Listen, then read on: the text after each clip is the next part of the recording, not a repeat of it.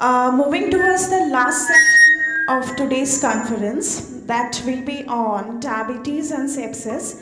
And as a speaker, we have a senior critical care consultant with us, Dr. Anirban Karmakar, with us. And as a speaker, we have Dr. Protik Mitro. He is another critical care consultant. Both of them are attached with Narayana Super Specialty Hospital, Howrah. Over to you, sir.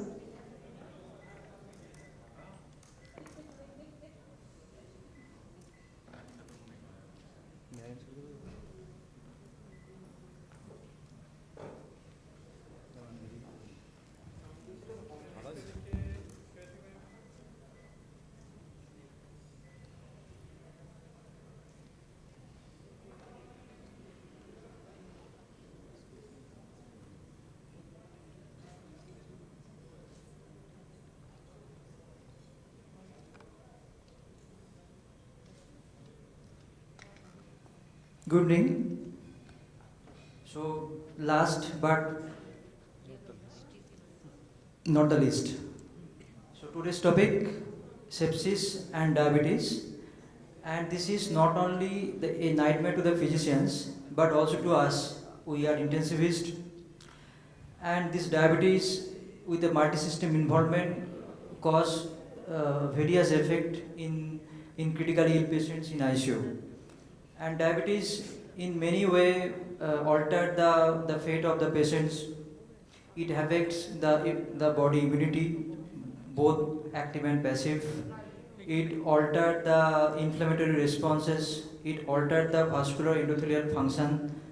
It activated the procoagulant state, and also in a broader term, it through its dreaded complications associated with sepsis like uh, decay, hyperglycemia, hypoglycemia events, hyperosmolar coma. In various way, it can affect the condition of the patients. So it is again not only a nightmare to the physicians but also to the us we are to us intensivists. And I would like to invite Dr. Anirban Karmakar, who is a senior consultant critical care medicine at Narayana Super Specialty Hospital, to have a brief presentation on diabetes and sepsis. Thank you. To start with, I would like to thank the organizers and especially Dr. Shah for inviting me to this nice program. So the topic I'm going to speak is diabetes and sepsis. And as critical care physicians, we do see a lot of patients in our ICUs who have this dual combination, and we have a hard time with them. About 1/4 of the patients in ICU who we treat who have sepsis have diabetes. And diabetes is one of the comorbidities, which is a dreaded one. And these patients have a lot of complications due to the sepsis. They have prolonged hospital stay, all of the complications due to end organ failures, and the mortality rate is quite high. As you all know, sepsis has a very high mortality. We have the statistics of mostly Western countries, but our country have over 10% of mortality in people who just present with sepsis, not shock. And if the patients have shock, septic shock, the mortality rises to more than 40%. And now if diabetes is associated comorbidity, the mortality rises. But these mortalities are all late mortalities. And it has been seen that these mortalities may be as high as 80% for the diabetic patients. So with that brief introduction, I go on to my talk. So as I was saying that in sepsis, we see 3 peaks of mortality. So our trimodal pattern of death during sepsis has been described. The first peak is among the patients who are just admitted with sepsis and who are not resuscitated properly. So within days actually the first peak appears. And the second peak appears several weeks into the treatment in ICU, which is because of secondary to organ failure and organ dysfunction. And which is relevant for today's talk is the late mortalities. And the late mortalities happen days, months and years after the primary illness. And this is speculated due to the consequence of the improved intensive care because of we good physicians who keep these elderly and comorbidly challenged patients alive despite their persistent immune, physiological, biochemical and metabolic abnormalities. These patients after months and years would actually die, and the mortality has been more than 60 to 80%. If I quote a recent study that evaluated more than 1,000 patients with sepsis, they found that more than 21% had medical history of diabetes mellitus. And these patients with diabetes are older patients, they have high body mass index, and they're admitted with a lot of comorbidities like cardiovascular illnesses, hypertensions, and renal insufficiencies. Therefore, diabetic patients, they comprise the largest population of patients who experience post-sepsis complications and mortality. Now, one reason why these diabetic patients are increasing and diabetic patients with sepsis are increasing because the global incidence of diabetes is as such increasing. Over the last 3 decades, we have seen that the number of people with diabetes have doubled. And it has been predicted that by 2030, more than 400 million people, that is 7.7% of the total adult population of the world, aged between 20 to 79 years, would be suffering from diabetes. Now, what is unique about these diabetic patients which make them prone to complications related to sepsis? The unique thing is all these diabetic patients are in a pro-inflammatory state. Diabetes, as we all know, can be classified as an auto-inflammatory disease in which the innate immune system and the adaptive immune system are inappropriately activated due to the metabolic stress, which leads to chronic inflammatory processes. These underlying adaptive immune dysfunctions lead to infective complications, impair recovery from sepsis, and increases long-term mortality. Now, this is a diagram, probably not very clear, but you can see the lines which are more important than the writings in it. So the horizontal line in the middle depicts the course of the hospital course of a patient who is non-diabetic, who is afflicted with sepsis. So if these patients are afflicted with sepsis, I mean, they have a horizontal course, they have immune response and cytokine storm, and they recover after a little bit of organ dysfunction and stay in the ICU. But what happens in diabetics is the coordinates are shifted more north and south because of the damaging inflammation that goes on in the diabetic patients and the immune suppression which also happens in the diabetic patient. So what happens because of this immune dysregulation and immune suppression, there is persistent inflammation in these patients, there is reduced phagocytosis and abnormal cytokine production, which leads to a persistent organ injury leading to organ failure and death. So the lines are shifted north and south, and we see that the lines are prolonged, so they have a long-term mortality. So to understand better about this immune dysfunction which is happening in these diabetic patients, I'll just go a little deep into the pathophysiology of the immune dysfunction processes. So firstly, in diabetic patients, because of persistent hyperglycemia, there is increased formation of glycated end products, and there is activation of protein kinase C isoforms, which leads to increased production of superoxides. So these superoxides are the main culprits which activate the inflammatory pathways in the diabetic patients, which leads to dysfunction in the immune system.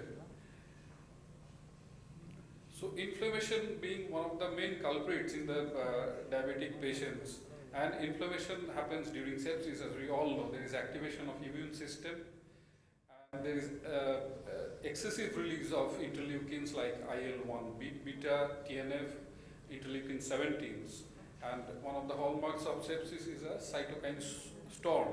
And this unregulated release of inflammatory cytokines response results in tissue damage.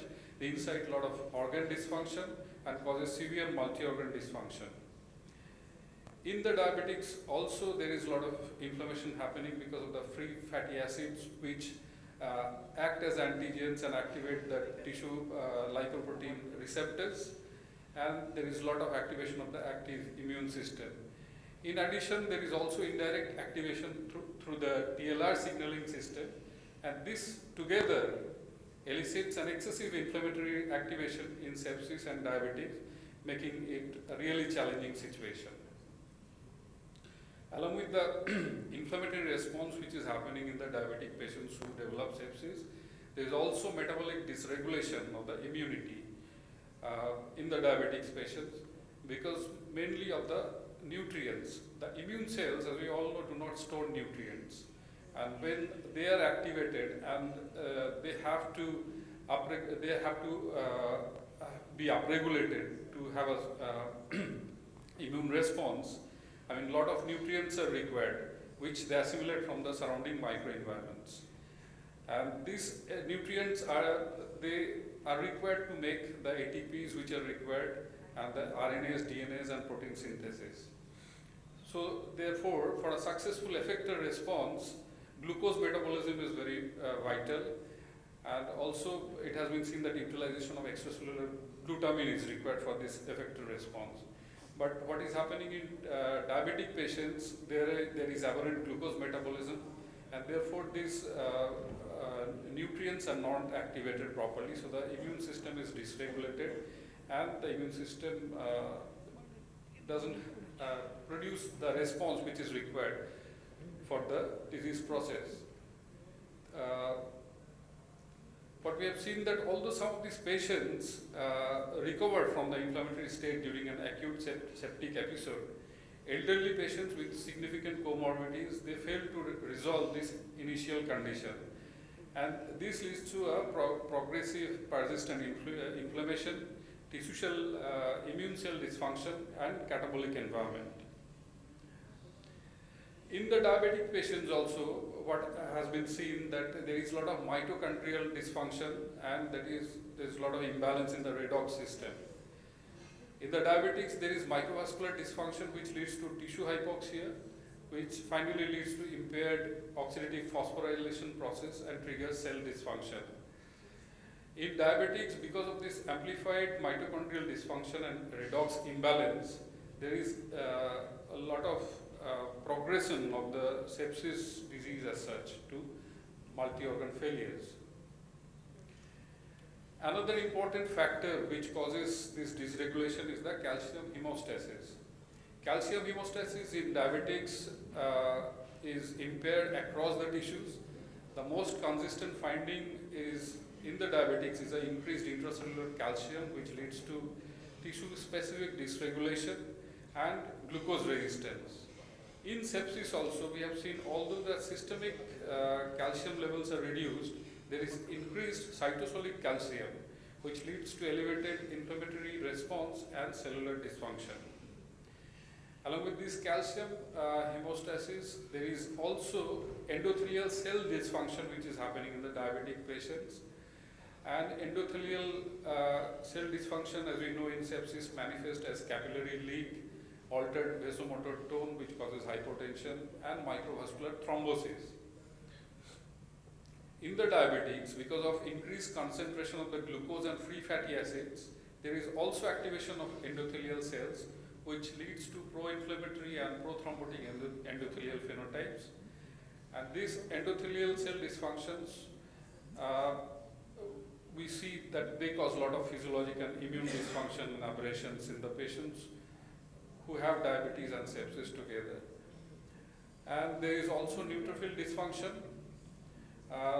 The diabetics show there is defect in all the functions of neutrophils, such as migration of the neutrophils to inflammatory site, phagocytosis, release of lytic proteases, and production of ROS and apoptosis. In addition to this, the individuals with diabetes also show an increased amount of TNF and interleukin secretion at a basal rate after they are stimulated by the LPSs. So this excessive release leads to tissue injury, cell death, and increased susceptibility to invasive microorganisms and impaired wound healing. Now in sepsis, what we see that alongside the inflammation, there is also an adaptive anti-inflammatory mechanisms which goes on. See, these compensatory anti-inflammatory pathways are activated shortly after the sepsis initiations, and they help contain the septic insult as such. But in diabetics, the anti-inflammatory pathways are inhibited. So we see that the IL-10, which is an important anti-inflammatory pathway, it is suppressed, and the expression of interleukin-1A receptor antagonist is less in diabetics. So the diabetics are more into a pro-inflammatory state with a less anti-inflammatory mechanisms happening in them, and these deficiencies in the protective interleukins and the interleukin receptor antagonists make them prone to inflammation and organ dysfunction. So having said all this about the problem statement about diabetes and sepsis, so what is the solution? Can we think of any drugs which can modify this course of inflammatory and pro-inflammatory process in the diabetics, and which can help them survive the insult of sepsis? Yes, probably it's quite intuitive that there might be potential in the immune modulatory therapies.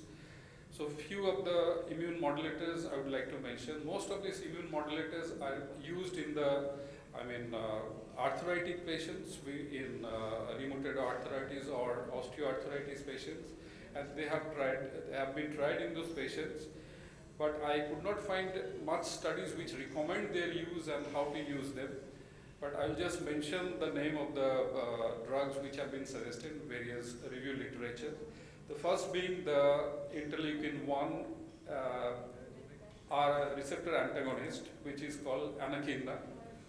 And it has been seen that these drugs can lower the blood glucose level, they can improve the beta cell secretory function and insulin sensitivity.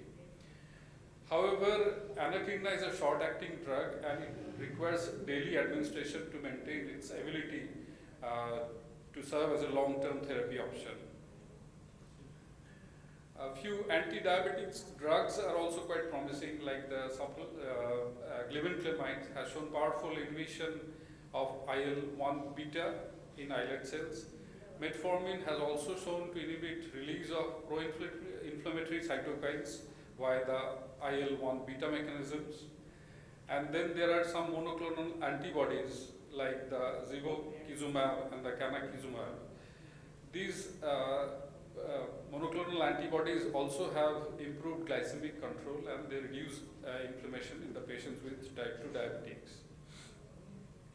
Another drug which is a salicylic acid derivative called the salsalate, and it has also shown to improve the glycemic control and reduce C-reactive protein levels in the septic patients. Salsalate has also been seen to decrease the HbA1c levels and improve other markers of glycemic control. Diacerin is a common medication for inflammatory joint diseases.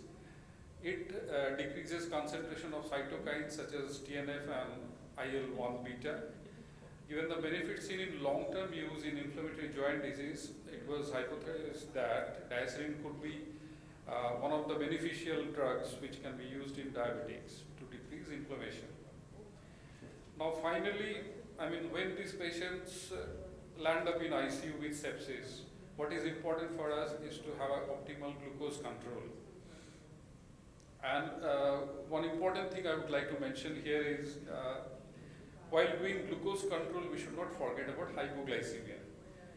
Besides the stress-induced hyperglycemia, hypoglycemia may also reflect a pathological acute stress response, and hypoglycemia is commonly associated with sepsis and severe organ dysfunction preceding death. So, how to do an optimal blood glucose control in the ICU? That will be the highlight of next few slides. And to highlight that, I would like to quote few studies actually. So early in the 2000s, path-breaking study was done by Vandenberg, who proposed a tight glycemic control. A tight glycemic control meaning a blood glucose level less than 110 milligram per deciliter. Now, this study showed that there was lower morbidity and mortality, and with 43% relative risk reduction in ICU patients. But subsequently, there were studies, and in studies which were done in both medical and surgical ICUs, the same group failed to confirm any benefit on the mortality in the overall population by a tight glycemic control. And then there were further large-scale studies like the nice sugar trials, which also reported higher rates of hypoglycemia in patients who had tight glycemic control, and they failed to demonstrate any benefit on the mortality in both the diabetics and the non-diabetic patients. So the current guidelines recommend that we should treat hyperglycemia in critically ill patients to a target of 140 to 180, regardless the presence of previous known diabetes or not. Some studies though suggest a less stringent glycemic control, like a sugar control of 180 to 250 milligram per deciliter, and which can be more beneficial in critically ill patients with premorbid chronic hyperglycemia. However, an uniform blood glucose target of less than 180 grams per deciliter seems to be quite reasonable for both diabetics and non-diabetics. Now, these are few recommendations which can be helpful. The American Diabetic Society recommends an overall glucose control level of 140 to 180, and they suggest that if the sugar levels are more than 150, you should start insulin infusion therapy. The surviving sepsis guidelines, they recommend to keep sugars between 140 to 180, and if the sugar levels are more than 180 in 2 consecutive readings, one should initiate the insulin therapy in sepsis patients. For critically ill patients with trauma and cardiac diseases, a blood sugar level of more than 150 should trigger insulin therapy. And hypoglycemia, as I was saying, should be avoided, and a blood sugar level less than 100 should be avoided at all cost. And if the patient has a hypoglycemic episode, the infusion has to be stopped and dextrose has to be given. And blood sugar should be monitored for septic patients with diabetes every 1 to 2 hours, and these patients who are receiving insulin therapy. So these are the few guidelines which I found out in the literature. So to conclude, I would say that despite the best goal-directed therapies in sepsis, by controlling hyperglycemia, administering good antibiotics early, and preventing the organ damage, various strategies by preventing organ damages, type 2 diabetes patients still have worse morbidity and mortality for reasons which are poorly understood. And the link between the two appears to be a dysregulated immune system. Therefore, a potential exists for immune modulatory drugs to improve the patient's outcome in type 2 diabetics with sepsis. Thank you. Thank you, Dr. Anirban. So, in this presentation, we got to know that how diabetes can affect the septic patient through different inflammatory abnormalities, and also we have some scope with the newer drugs, newer monoclonal antibodies, and many things. But I have one question to you, that whether diabetes can affect the long-term mortality in a septic patient. Is there any, like I know that there are some papers shows that it increases the mortality. Also in some papers there's no such increase, no such critically significant increase in the mortality. So can you have some light on the long-term mortality in diabetes with septic patient? Yeah, actually diabetes affects the long-term mortality only. For the short-term mortality, I mean, diabetes doesn't cause much of change in terms of mortality risk. And that's what most of the studies also say, that, I mean, when diabetic patients have sepsis, they recover, but they come back to the hospital with again another infection and more of signs and symptoms of various organ dysfunctions. Okay, So it's the long-term mortality which is more important for diabetic patients, and that's why the importance is more on those disease-modifying drugs, which can reduce the inflammatory processes. They reduce the chances of these dysregulated immune dysfunctions, and they modify the chances of long-term prognosis of this disease. Thank you. Any questions? Remind me once again, is it the Apache score have blood sugar as one of the criteria? No, it doesn't have. Blood sugar is not there in the criteria? No. Of the Apache score. Fair. So I was wondering if blood sugar was a criteria in the Apache score, then perhaps because it has some weightage, does it produce more? Apache is an acute physiological score. Yeah, but that has blood sugar as part of the criteria? It doesn't have. It doesn't have. Okay. It has mainly the criteria of electrolytes, creatinine, your blood, ABG parameters and all these things. Bicarbonate, sodium, yeah. acidosis. Yes. But the blood glucose as such is not there in Apache. Uh, any more questions from the audience?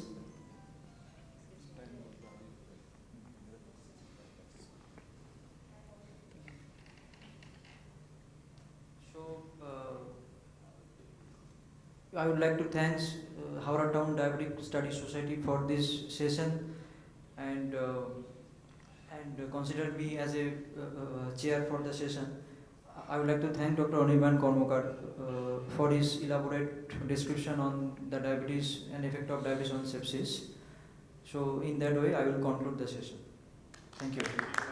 Thank you, Speaker. Thank you, Chairperson. A token of appreciation, Madurga, to both of you. So please come. Dr. Todi ke Dr. Todi Devi. Dr. Sukumar Bari. Dr. Todi and Dr. Barik will present the gift to you.